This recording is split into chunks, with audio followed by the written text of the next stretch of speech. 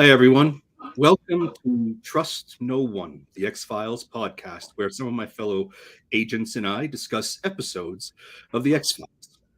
Today, we'll be discussing the first season, sixth episode of the X-Files. It's called Shadows, and it first aired on the 22nd of October in 1993.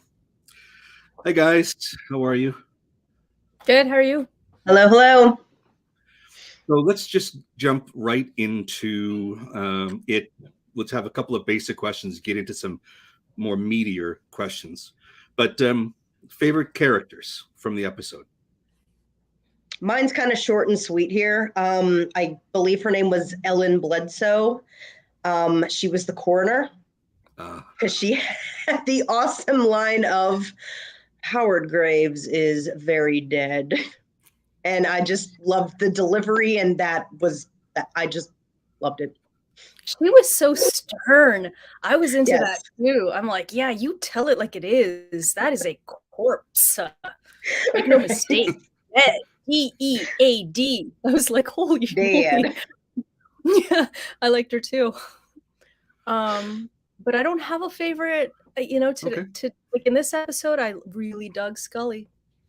But I mean, that's no different from every other episode. But in this episode in particular, I found her to be particularly interesting and charming.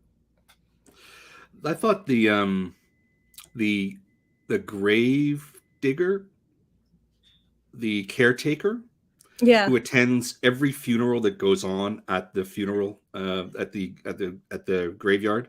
I thought he was an interesting character, and he made the most out of his lines. He had a unique kind of quality to him. So I liked him. I think unique is a very polite way of saying creepy. That's kind of the vibe I got from him. I felt like he was like, should a man his age be a gossip? He knew everything about everybody, and he gossiped about it, and I found that off-putting and charming at the same time. So I was very confused by his character. I couldn't tell if I liked him or not. He was notable. Notable. He was. Yeah, that's a good way of saying it. So, how about favorite scenes? Do you have a favorite scene?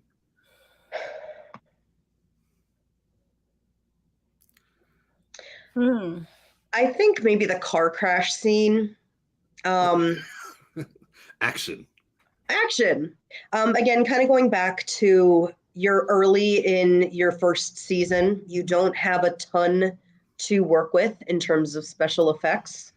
I mean, it's a good old car crash. Car's doing its own thing. It's, psychokinesis, telekinesis, everything's going every which way. And I don't know, it was a cool action sequence. I thought it was well done considering some of the other special effects that they have done in previous episodes. Not necessarily super believable in that, some entity is going to take over your vehicle and have you T-bone another one, but the actual mechanics of it I thought looked good.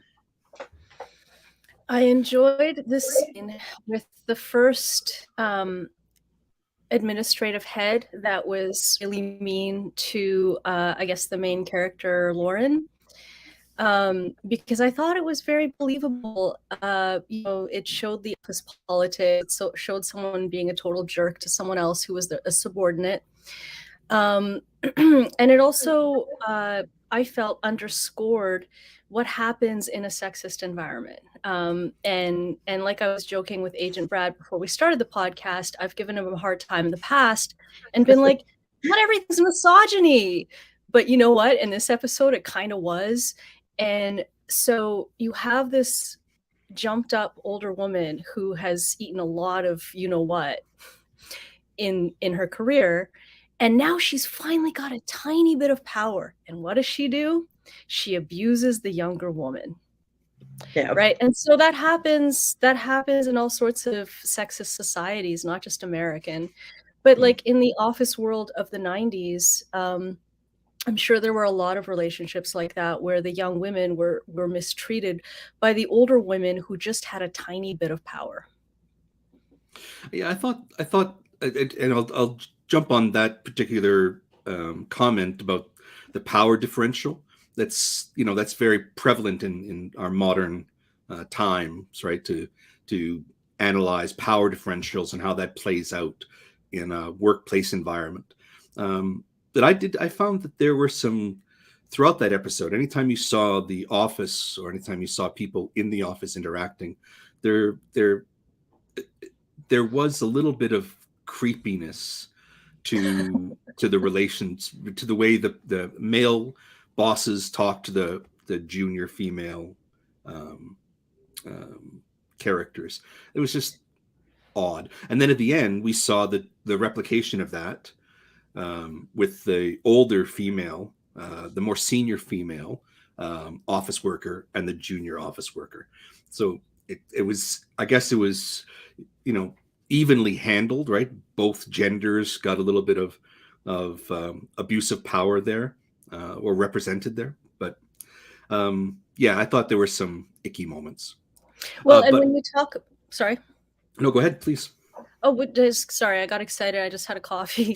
So I can't control myself. But yeah, I really laughed out loud when the big boss, the one that ended up being totally a bad guy, the villain, when he was talking about how the office is a family. And you know what? Some of the worst places I've ever worked, guess what they said? That we're a family. And I always wanted to say, you know what? My family loves me. They don't treat me like garbage. I don't know what your definition of family is, but it isn't unpaid overtime, married with terrible office politics and abuse. That's not family. But people are so fond of throwing that word around, and it basically just means like there's no time to actually see your real family because you're busy working at the office with your family. It does have a bit of a hollow ring to it when you hear it being used sometimes. I think my favorite scene was the ghost in the bathtub scene, where she's hearing the conversation that happened between the boss who was killed and the unseen murderers, right? And that echoing from the bathroom in her home. And I thought her reactions in that sequence were the actors' reactions in that sequence were really good. Oh yeah. And it was very haunting, right? It was very unsettling the way they did it. You didn't need to see a body, you didn't see anything, but that, the reveal, the pullback of the curtain, that was a nice creepy touch, right? Yeah, and that kind of ties right in with what we had said before with not showing the absolute gore, thinking of what it is to be scarier than the actual thing in front of your face. Yeah, I think the showrunners have a good understanding of how to do that throughout the entire run of the show. Yeah. So that brings me, because I'm talking about the actress who played the receptionist, I guess. What do you think of the acting in this particular episode? Who wants to go first? I feel it's mixed. I thought that Scully's acting was nuanced and really excellent, and I liked the main actress in this episode playing Lauren. I thought she was actually very good, and she's beautiful too. And she had that whole like innocent young woman look, and she acted that role very well, where you saw that she was a full character. But she was young and she was vulnerable and she was in a bad situation. And I thought she did a great job on that. But some of the acting was corny. Okay, let's just say the street kids off the top, the overacting, the scenery chewing. It's like, I know where we could sleep tonight. And I'm like, I'm a terrible actress, but I could do better. Put me in that scene. Let me. I would never do it like that. Like, it was so overdone. But that's just one example. And some of the office workers as well were like a little bit stiff and a little bit unbelievable. Yeah. I thought the guy who delivered that line, I know where we could crash, right? His scream when the body fell from the ladder, right? that was so forced. It was so some second director, someone was going, let's just get it out, just scream. We need to move on to the next scene. Okay, and off they go. But so go ahead. I am in agreement with what Lisa said. It was kind of hit or miss. I felt like the agents from the mystery organization at the beginning, I understand wanting to play government roles kind of rigid and almost like we don't really know what these people are. To me, it came across as being a little over the top. And then when we saw them again later, it was almost like they were teleported back in there. The timing or like bringing them in, it was just very forced. It didn't feel natural to me. Right. And you saw them, it's like, all right, you're up to bat, basically. Go ahead in there, see what you can do. And then they came back out like, oh, that was a waste of time. And why are they here? Does this really add to the story? Like, I felt that those two in particular, I mean, I get that they were conducting an investigation outside of what Mulder and Scully were ultimately trying to figure out. So you had that arc there, but I don't want to say it doesn't have any usefulness, because obviously the big scene towards the end where they go and they raid the office looking for that disc that's in the wall, that would have, they had to set that up somehow, but I think they could have done a better job than those two characters just kind of being like Men in Black, random, showing up, disappearing, coming back. I just felt like that was a little overacted. And then they could have just been cardboard cutouts. Yeah, they nothing really memorable about them other than just like, okay, this is kind of strange. And then the older receptionists that, like Agent Brad had said, just being like not necessarily power hungry, but it's like you must have a small existence if it's like, biggest thing in your world. It's like, ooh, you're the senior, office person in your little world there. And again, they're characters, they're acting. I just felt like it was a little overdone. Yeah, what was that senior office workers line? I asked for this 20 minutes ago. Yeah. Yeah. 20 minutes. Yeah. I think it was also hidden. I think that, of course, the main characters, and we're talking about the supporting actors, but it was definitely hit and miss. And I even thought, while I appreciated the actress who played Lauren, while I appreciated that she was asked to do a lot of things to flesh out this character. She played vulnerable quite well. I thought she played frightened and uncertain, and she hinted at a strong relationship, right, with Howard. What was his name? Howard Graves. Yeah, Howard Graves. It at times seemed overwrought. At times she didn't seem to be believable in how she was presenting, some of the nuancing of those emotions. But I mean, she did a good job, and you can't. She had to cry a lot. Yeah. So she did. That's emotionally difficult to cry on cue like that. I think with what you're saying, the one thing I kind of felt that she didn't do a great job, and I'm not an actor, so obviously I don't have much bearing on what I'm saying, but she's in this place where she's not close to her family.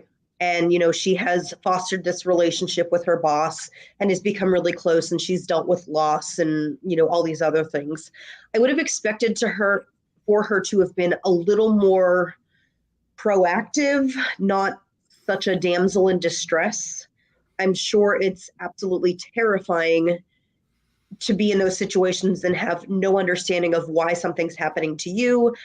But at the same time, it's like, I can't wait to get out of here. And you're still living in that house, or you're still working at that place. That didn't make a lot of sense to me. I do think she acted the part really, really well. Otherwise, like you said, a lot of screaming, a lot of crying, definitely believable.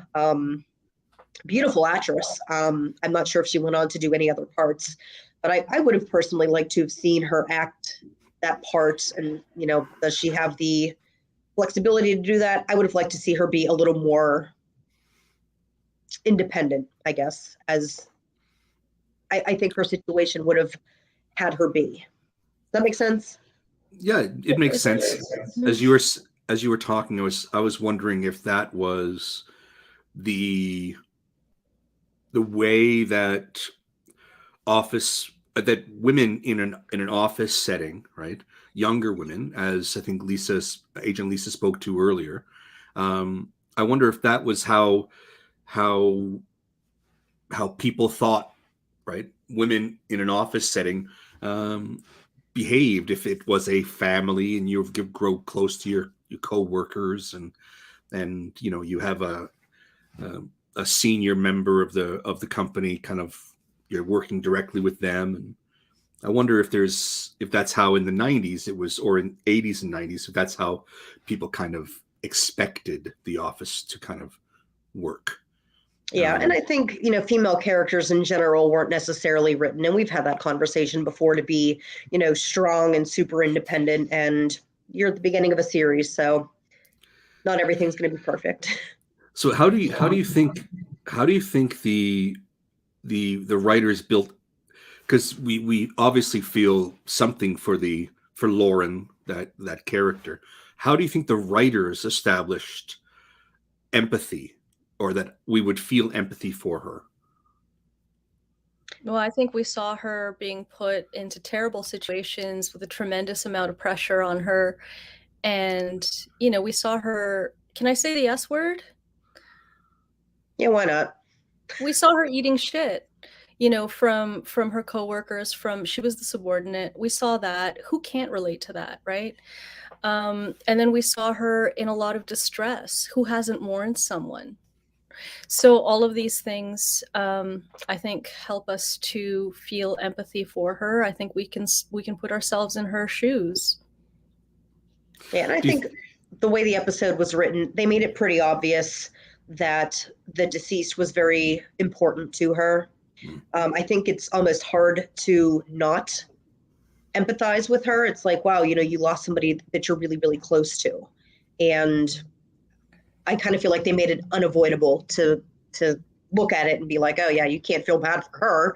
I mean, this was like a dad to her, and she had lost him to, at that point, it was, deemed a suicide. And I can only imagine what that would be like.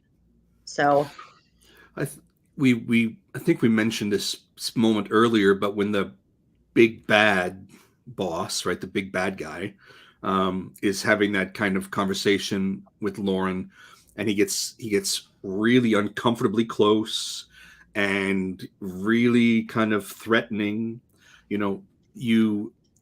I wonder if they wrote that moment to contrast against the allusions to the type of relationship, the fatherly relationship that she had, or Lauren had, with Howard Graves, right? Because it was all presented in a very loving, kind of caring, nurturing kind of way. And then the other guy, who's the bad guy, has to be in sharp contrast to that. Otherwise, we wonder if there was something other than fatherly connection with Howard. And I think that's something that even Scully brings up when she's writing up her field notes. Right? Did she? What did she? Something about it. Romance? Yeah, some type of relationship that she didn't say, but specifically. But when she was writing it, I got the sense that there was a question about what kind of relationship they had. I thought, right? I took it as wholesome, and okay. Even though this episode was drowning in sexism, this is a rare kind of relationship that we get to see on TV. And especially now, post, not really post Me Too, not that far post Me Too, not that far past Harvey Weinstein, to see a relationship that really is protective and paternal toward, a younger colleague. There's some beauty there, I think it's worth exploring. The idea that someone can be a fatherly figure without being a creep, it's not always sexual. There really are very good, decent men who do want to take someone under their wing who's vulnerable and say, okay, it's a bit of a scary workplace and the world is dark, but let me help you because I've learned a few things, you know? And I think with Howard Graves's daughter and the death of the daughter, being 3 years old and Oh being yeah. born right around the same time as Lauren, I think, the writers brought that kind of full circle. And to me, that really kind of cemented that this is a father-daughter kind of relationship and not something sexual. Right. So it anchors us more in that nurturing kind of idea, for sure. Yeah. Yeah, I also think that some of those details were really important, but I think her reactions in those stressful situations where she gets emotional, I think you can't help but feel like you feel sorry for her having gone through that, and that emotional connection is what drives the empathy.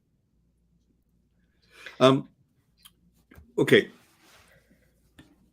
Do you find it irritating that in this episode, Scully shows up twice after obvious psychokinesis events, and so she misses them, and then because that's a convenient contrivance for the episode, she stays the skeptic. Yeah, I got mad at the supernatural events. I'm like, really? You couldn't stick around? Like 1-2 seconds? Did you have some very important business? And I totally understood why she would not see them. That's the whole relation dynamic between Scully and Mulder. But it reminded me of my frustration as a kid when I watched Sesame Street. Do you guys ever remember this character called Snuffleupagus?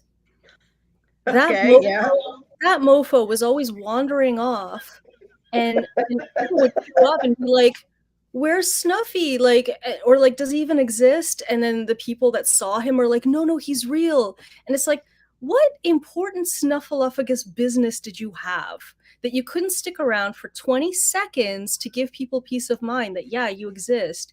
So I remember feeling that as a 6-year-old. And now that I'm old as heck, I feel exactly the same sensation. I'm like, oh, I would feel so good if Scully saw this dude hanging in midair. What do you make of that, Scully?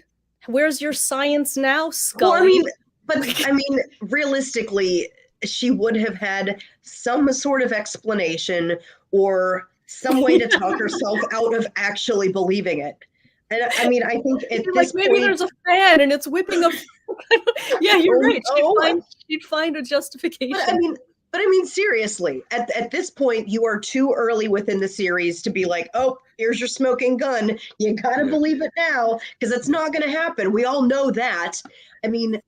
Having them run in just after, everything went down, okay, that's a little campy. Yeah. And then, was it the second time the door was locked? Yeah. Okay, the ghost wants some privacy while he throws down with everything in that room. I think the writers had to do something because it was too early for her to actually see and become a believer. And, even if she did see, again, how would she kind of write that off and, Scully it up and just be like, no, this is real and this is because, it's too early, I think, to face any kind of reality that could have had. In it, Mulder's the believer, and it could have been the worst special effect in the universe that he had ever seen anywhere, and be like, "Wow, look at this!" It's the proof I need, and that's Mulder. He sees it, he believes it. Scully, again, it's just too early for her to be able to see that and have any reason to buy into that, other than here's my science, and I'm going to tell you why this isn't real. Well, I think this episode brought the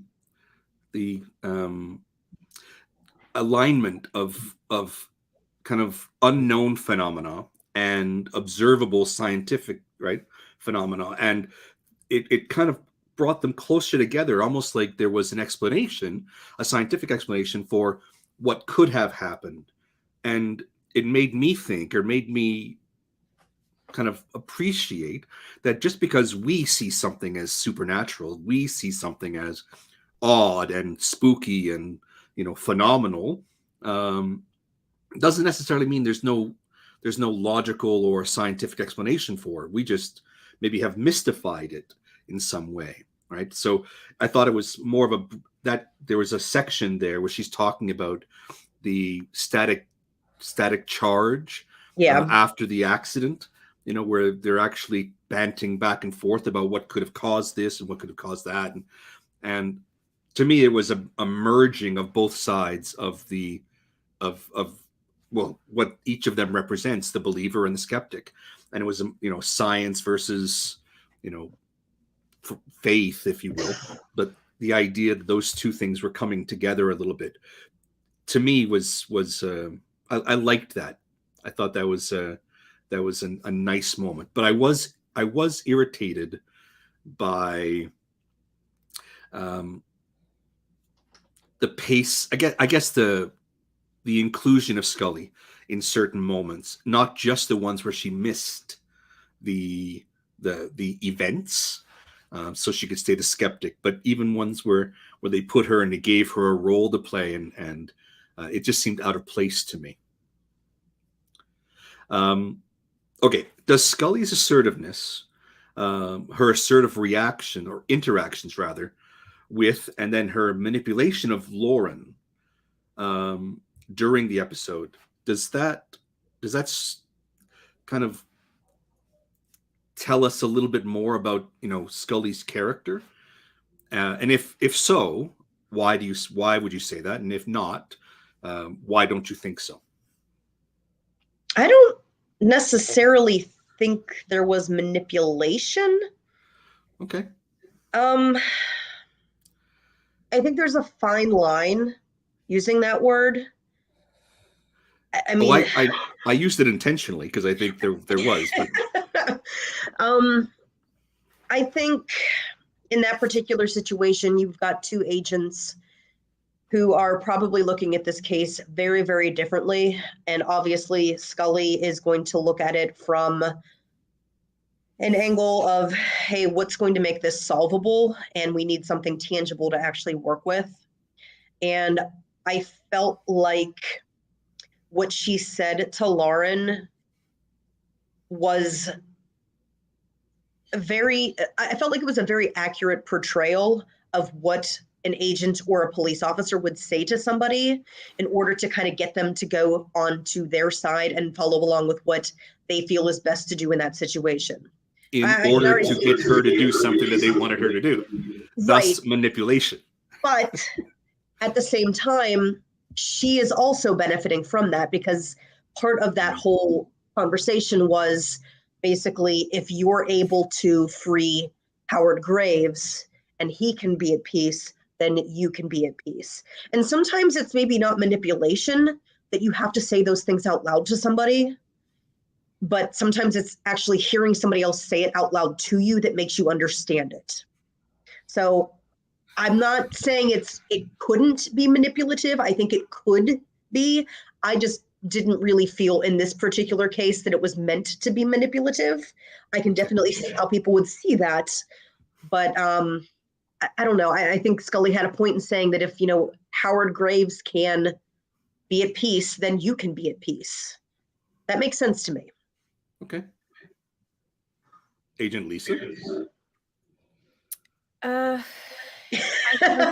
thought it was straight up manipulation, but I didn't judge her harshly for it.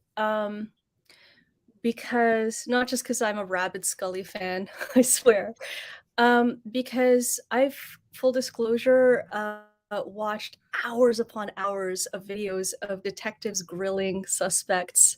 Actually, if you want to see the best one I've ever seen, it's Colonel Russell Williams, who was interrogated by a very tiny, very clever detective in Ottawa, Canada. and nobody expected this guy to be a genius at interrogation, and he is. And now he's like teaching everyone how to do what he did. I believe that manipulation is a part of the technique to draw out information, ultimately seeking justice. I think that you have to break a few eggs to make an omelet. I don't think manipulation without justification is a good thing. I think it's gross. But in her case, she's damn good at her job. And one of the tools of the trade is to pretend to be empathetic and on board with someone that you totally disagree with, to gain that person's trust and get them on board with what you want them to do. I saw not all, but I saw a number of moments in the episode where we saw the dark side of Scully. What? And I'm saying this in the context of the way they portrayed Mulder and Scully as a duo that's fighting the good fight, and then other agents in the FBI and other organizations as being very strong and driven, and they have an endpoint in mind, and they have they just have a much stronger kind of assertiveness about them and aggressiveness at times. So I thought that when they first met Lauren, and they knew they'd of course seen the video of her and what had happened, and when they were speaking to her in her home, she says, "No, I don't know I'd never met this man. I don't know who this person is." And Scully had this, "Are you sure? You might want to look again. Take your time." Right. And to me, that was a very assertive, or a very kind of flip way, a manner to it that I didn't think was part of the character. And then later we see her like in that big scene where they're talking to her, and she plays that emotional card, right? She comes right up and takes the hurt and the heartache that Lauren is feeling about the loss of this man, and completely manipulates her into doing what they want her to do, right? And pushes all the right kind of triggers for a spiritual person and someone who believes. And the next question I'll be asking is that about that line that she said something like, "I believe that she believes." So they used that, whether it was okay to do that in her role as an agent looking for answers, is off to the side for me. It's what that tells me about the character, about Scully herself. And then of course there's that scene where she's taken charge, and she's there telling the agents, "Okay, we're going to do this and we're going to do this, let's get going, people," and marshals them all together. I just, again, this is the dark side, or the very assertive side of her that we haven't seen prior to this, right? The no nonsense, standard FBI agent kind of tactics. So, can you explain why you characterize that as dark, as opposed to just, like you said previously, assertive and just doing her job? Because it's the opposite of the character that I've seen in her up to this point, and it was, for me, it was gentle, empathetic character. Is that what they're split up from now? Yeah. Okay. So I say, and the reason I use the word dark is because she's manipulative, and whether or not it was justified in the story or the arc for the character, that manipulation and the level of, it wasn't just a lie. It wasn't just like a innuendo that she was, nudging somebody in the right direction. she was literally manipulating her emotional state. She's in that point, she's very vulnerable, right? And I would imagine that Scully would have been also in similar kind of, having wrestled with similar kind of emotions in her life about her own father and, sadness and grief. And she plays those strings really, really well. So for me, that was kind of the flip side of what we've seen in the character before. I agree that it's definitely a flip side of Scully. I felt like the scenes where she was bossing everybody around, before they went in and executed the search warrant. Yeah. To see her in that role, it was different, and I don't know if it was just such like a jarring thing to see because we hadn't really seen that before, or if it was just. I don't like the term dark because I don't think that's necessarily what we're seeing it, but I get your argument with the use of the term. I'm not sure what I would use in place of it, but just that other side to her that just, to me, it was just very out of character. I love Gossip Scully. She comes in, she takes charge, she's got a job to do. Somebody's got to lead that crew of people. Why not her? So I just think it just adds more richness to her character. Oh, yeah, for sure. Yeah, I think it does. It does. I just think because that was one of the first times we had seen her in that sort of a leadership active role. To me, that was, I think for me, that's why that was probably like, whoa, what's happening here? I don't think it's a bad thing. I just think it was not what we've been used to seeing thus far. And I guess you guys gave me a new perspective because I didn't think of that. I just was thrilled by it. Like I thought it was great when she took charge. But you're right. Up until that point, she had been more thoughtful, more reserved, more. She did the a lot voice of of reason. Yeah. That too. Yeah, she was very kind of strategic with her expression, as opposed to in this episode where she's like, "Let's go!" Right. Where's my gun? Yeah. But maybe it's because they wanted to contrast the kind of the assertive female character, or an assertive female character, who is taking charge in the situation that she finds herself in, against the the more vulnerable, sensitive woman that Lauren is portrayed to be. So it could be a matter of just contrasting, right? You've got different characters and they're contrasted against each other that way. Maybe. I actually think that's a great point, because as I was watching, I did feel heartened by that contrast. I enjoyed the vulnerability of Lauren's character, and I identified with her. But then I loved the contrast that it's just not only a damsel in distress episode. Right. It's also Scully being a badass, and two female characters that were quite different. But let's not dismiss Lauren as one note, because she did, when she was backed into a corner, survive. And she did, even when Mulder and Scully were interrogating her, she shut down and was quite sullen. She wasn't crying.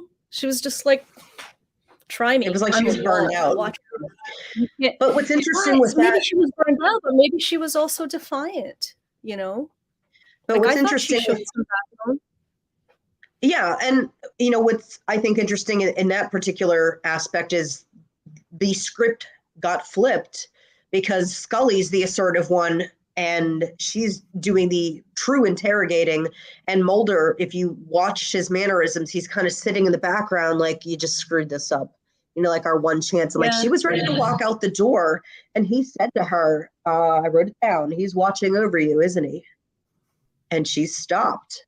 And that, like, I don't know if it's like a tender moment, how you would want to explain what that is, but that was Mulder kind of being gentle towards another person and bringing that back in. And normally we see the female character doing that. And it was interesting in this case that it was the male character who had connected with her because of his beliefs, kind of reeling her back in and then getting what it is that they really needed in terms of her story. Yeah. For that flipping of the script, right, from what we've seen before, I think it's a good note to make, because everything that happens in every episode for the characters and the journey they're on is intentional, whether we pick up on it or not, right? There's a reason behind it, even if it's not executed very well or written very well. There's a purpose behind it. So recognizing that the flip, if Scully is portrayed in a more assertive, dominant way, then how does Mulder, right, react, or how is that development for his character? What happens in that situation for them to have a balance? Because if both of them are trying to be assertive and dominant, then there's going to be a conflict, and they don't want that, right? Yet, right? There was an aspect of Scully's spirituality, I think, in the episode that I wanted to ask you about. The line she says, "I believe that she believes," when trying to explain to Mulder, he asks her, "What you suddenly believe?" And she replies, "Well, I believe that she believes." So is that telling us something about her own spiritual life, her own spiritual journey? I don't think so. I think what it does do is show us Scully's innate decency and her respect for other people's beliefs. What you just said that she said about Lauren could be applied to how she feels about Mulder. I mean, she's hard on him, but she never mocks him or degrades him. She respects that this is what he believes. And so she respects what people believe. It might not be her spiritual path, but she has a deep-rooted respect for people, I think. And I think that's what that line meant. Okay. I think, like Lisa said, in this particular case, observation with what Mulder has seen and what she has watched with him. He has seen or experienced these things, and that is what has led him to what he is trying to find. And in this particular case, they have Lauren, who has experienced things that probably won't make any sense to anybody, right, except her. And when you're probably the only person who can put any sort of credence to what has happened, because it can't be proven otherwise, to look around you and see people who have experienced things that you don't necessarily get, but you can understand how they would end up with that opinion. I think that's where Scully is coming with that line. I think she has seen what she's seen, and she has drawn her own conclusions. I like that if we continue with the idea of flipping the script, I think Mulder would say the same thing about Scully if he was asked about her faith. Mulder, I don't think is particularly religious or has any, maybe for me, he seems not to have a faith in God, let's say, so far in the episodes. But he would say, "I believe that she believes," if he was asked about Scully.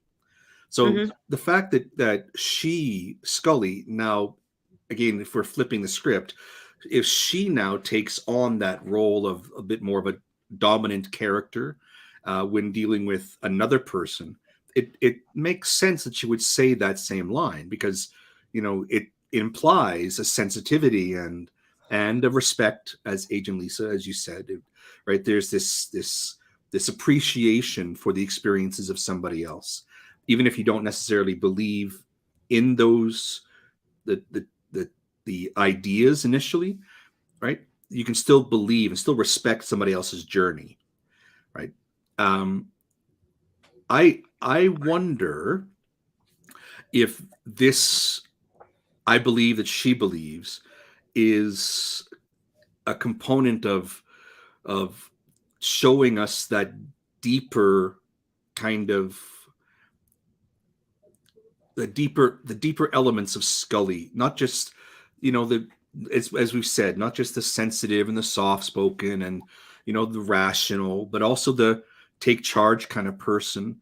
And we get a sense of who she is as a spiritual person as well, because you have to believe in something to be able to recognize belief in something that somebody else has, right? So even forget the fact that she was manipulative, and again, I'm using that word intentionally, but for her to see that level of belief in another character, I think speaks to her own belief and the depth of her own belief in, well, her spiritual life. So I think it just, for me, it just strengthens that a little bit more. Okay, so last two questions.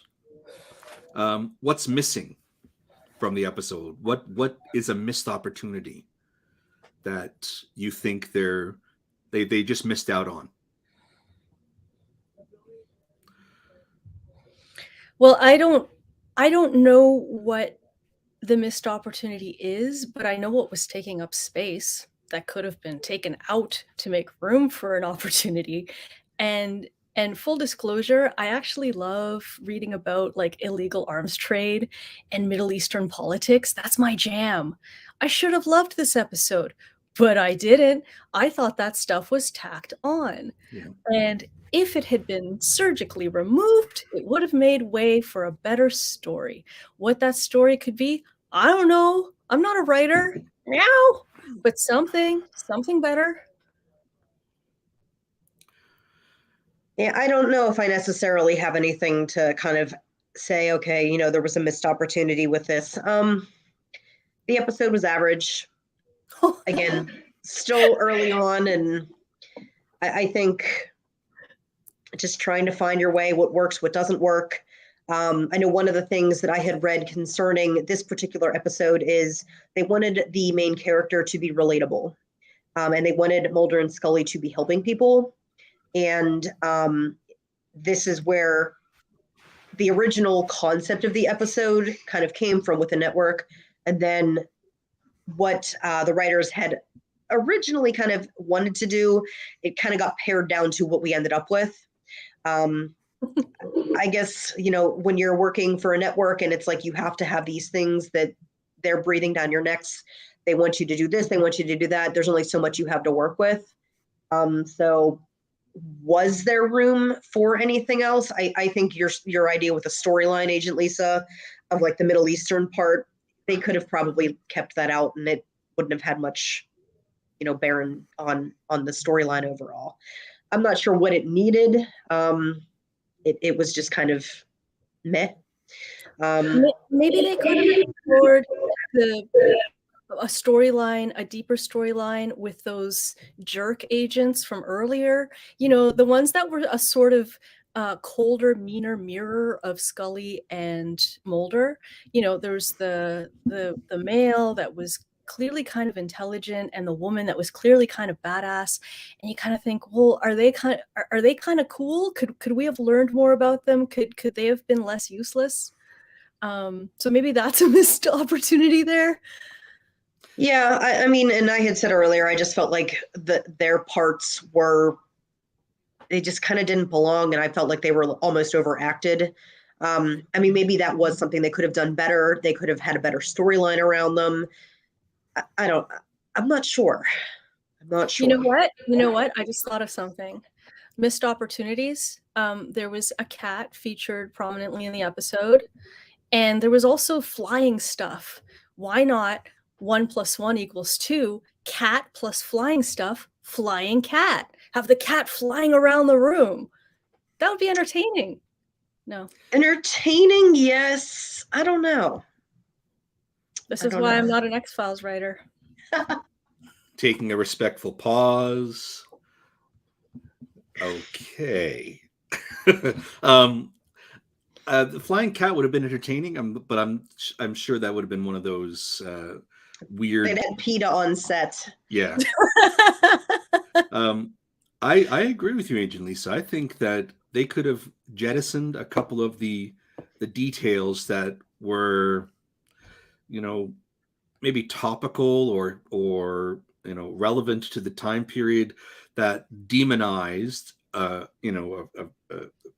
group of people, playing with some common tropes of the 90s for global politics, and use some of that time to flesh out the two other agents, the two other characters, right? The quiet male character and the badass female character. Give them a little more banter. Let them talk with Scully and Mulder a bit more, right? Establish the differences between those characters a bit more, their attitudes, their thinking.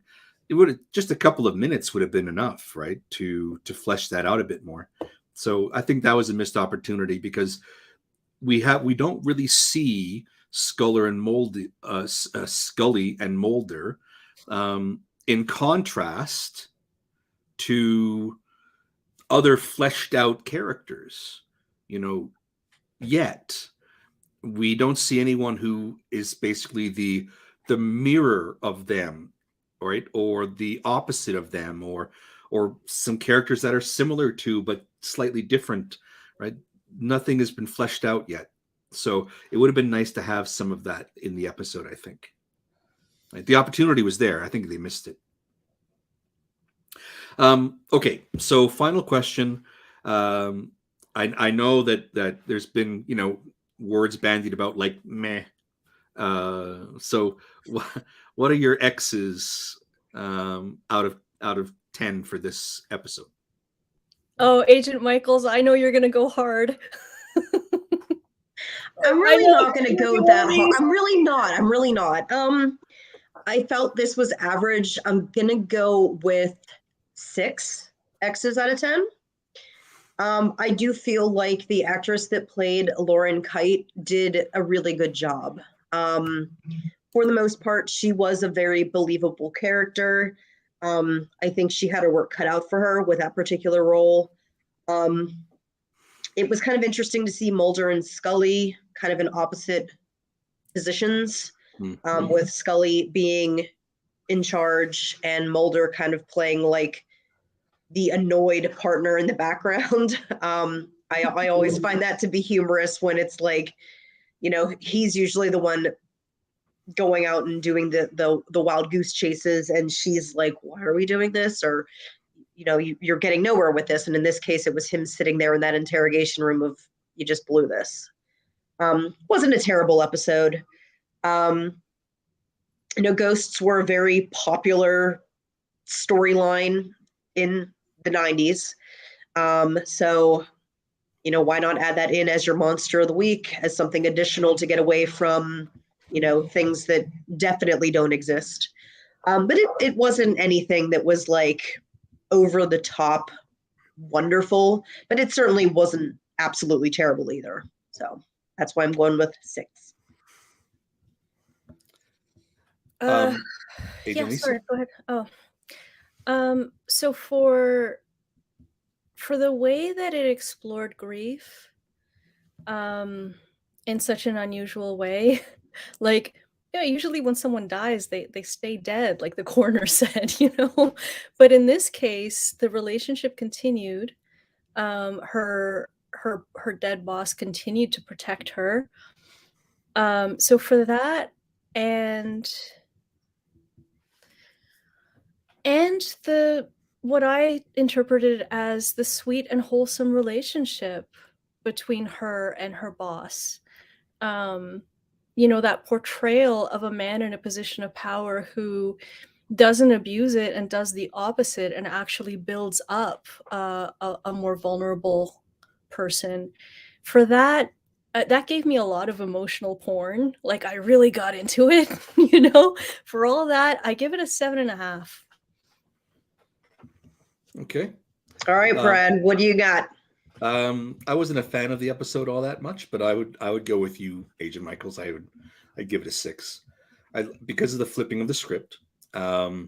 because it gave us a little more insight into Scully as a variation on what we've seen about her in previous episodes, and kind of allowing her to have that not just self-reliant, not strength in just herself, but the ability to take charge of a situation and be the commander in chief, if you will, be the agent in charge, right?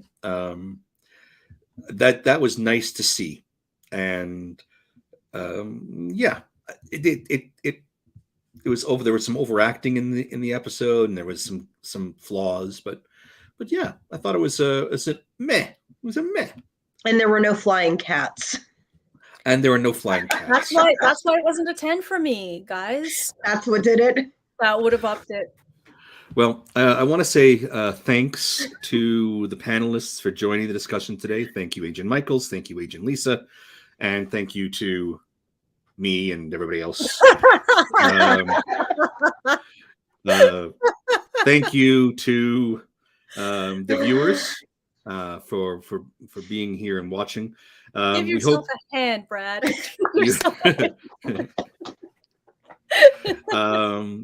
We hope you enjoyed it. Let us know in the comments section what you thought about this particular episode. And please remember to like this chat today. And don't forget to subscribe to the channel. And of course, we'll see you next time. So thanks again. And don't forget, the truth is still out there. But no flying cats. But no flying cats. Damn it.